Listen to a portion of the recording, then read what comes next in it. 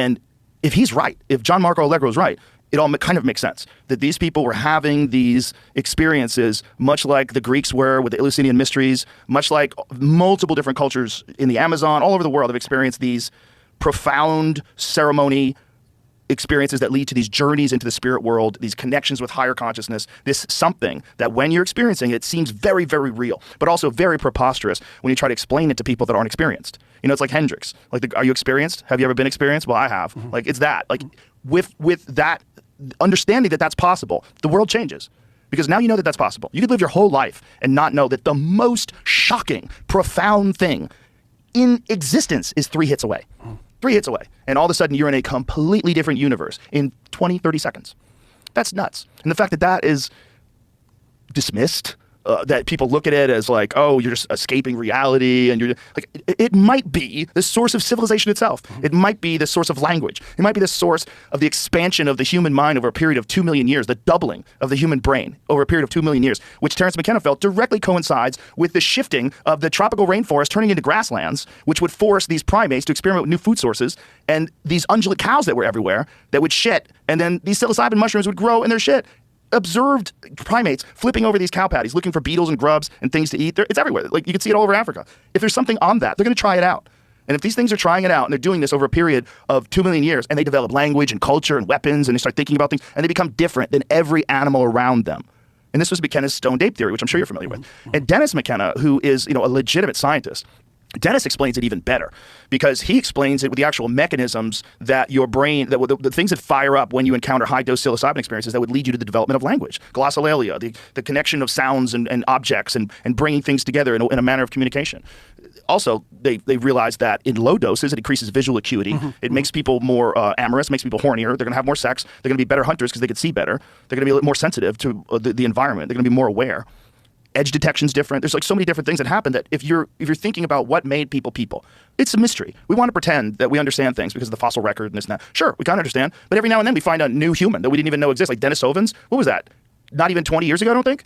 So now there's a whole other branch of human beings that they weren't even aware of 20 years ago. Whatever the fuck happened that took us from all the other primates that are still here and made us this, it's pretty profound.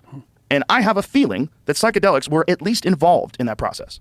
That's my belief. And my belief is that the Sweeping Psychedelics Act of 1970 that they passed essentially to target civil rights activists and anti-war activists. That's what they did. They wanted to go after the hippies. And they went after the hippies with MK Ultra, with Tom O'Neill so brilliantly outlines in his book Chaos.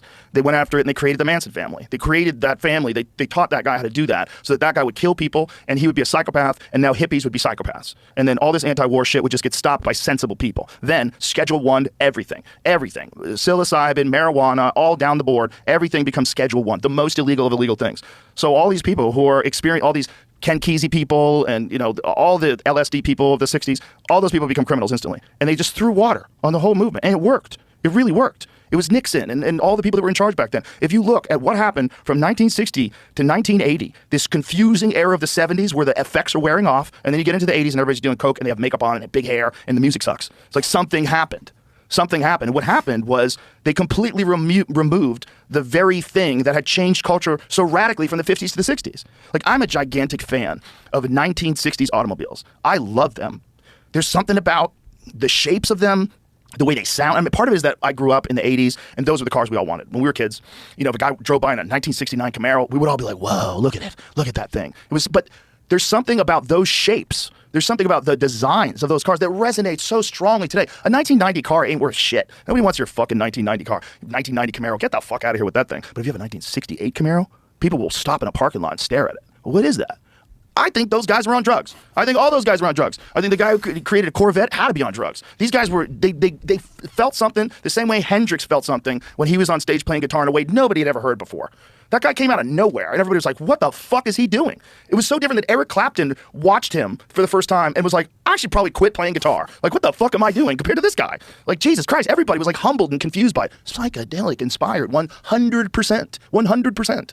And there's something about throwing water on that in the 1970s that I think has done a massive disservice to our civilization, a massive disservice, because it's equated these things with people that have poor discipline and bad social skills and ne'er-do-wells who fail in society. And that's not true. And all these people that I know that are billionaires, I know people that are like super rich people that run these financial institutions. And I know a lot of like brilliant venture capitalist guys and brilliant tech guys. And almost all of them are enthusiasts. Almost all of them have had these experiences. And they're all kind of quiet about it. And it's very unfortunate. It's very unfortunate because of these stupid laws that were passed 50 years ago. We've gotten ourselves in this weird crunch where we've made things illegal that could massively help people progress in life and sort things out if we could figure out how to manage them correctly. If we could run proper studies about what is the correct dose. Is there a person that has a certain sort of biological makeup that makes these drugs problematic? Should we find out? Maybe someone's allergic to them. There's many medications and many different compounds and many plants and natural things that people are allergic to. Let's avoid that. Let's try to figure out what works for some people, what doesn't work. Let's have legitimate counselors that could guide people through experiences, people that have experienced it themselves and can understand how to do this with intent and possibly aid your life. They have been shown to be hugely beneficial for soldiers, for our military men and women coming back from overseas experiencing horrific trauma, to help them get past that. And yet they're illegal still. And we're both middle-aged men, right? So who is telling us what we can and can't do? This is preposterous. This is other men our age that haven't had these experiences maintaining this control on them in a completely ignorant way. They don't even know what they are. They don't know what these things are. They don't know what the experience is, and yet they want it to be kept out of the hands of kids. We got to keep it off the streets. We got to keep drugs away from our society. And you don't know what you're talking about. It might be why we're here, and it also, the absence of it, might be why we're so fucked up. It might be why we're so disconnected, why we're so disjointed, and our society is so hypocritical. I mean, the most pro-life people are also pro-death penalty. It's like across the board, everything. The people that, want no crime but don't want to stop the emergence of crime by funding programs to try to fix the inner cities. And they want to, our whole thing is disconnected. And I have a feeling that a big part of that is that we have not been given access to tools that have helped people literally become what we are today. And if you read Brian Murrescu's work, and if he's correct, and these people that are studying the Eleusinian mysteries and the literal emergence of democracy as we know it, probably all of it came out of psychedelic experiences.